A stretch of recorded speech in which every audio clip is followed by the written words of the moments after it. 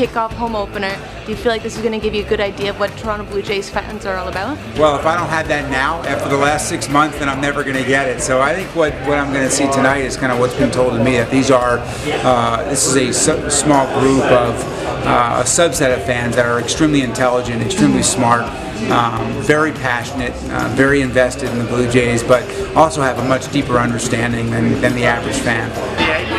I really do believe that there is an incredibly smart, passionate fan base anyway, and then it kind of meets up with good talks, which further kind of fans the flames and builds on it. So it's one of those things where it was already good ammunition for it, and now it's just growing and growing. Well, this thing started in a basement, right? Like it started very, very humble beginnings, and to see it get to this point where you've got all these people here, and we're wearing like credentials and stuff. Like it's kind of wild to think that in just 2 years it's gone to this point. Would you say that baseball is like probably the best sport for the culture of storytelling? Because you have so much time, you have a game every day, and you have time during the game.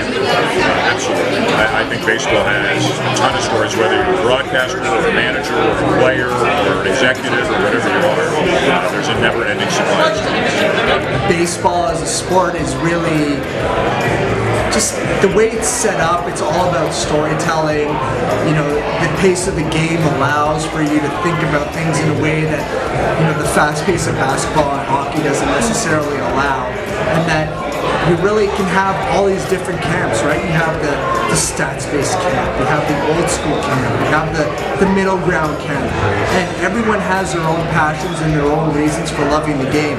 This is what makes Pitch Talks so great. You are bringing the fans of the game, you are bringing students of the game together with people who do this for a living. So what better way to talk baseball than to bring everybody literally to one big table, get everybody together, nothing is offside, everything is fair game.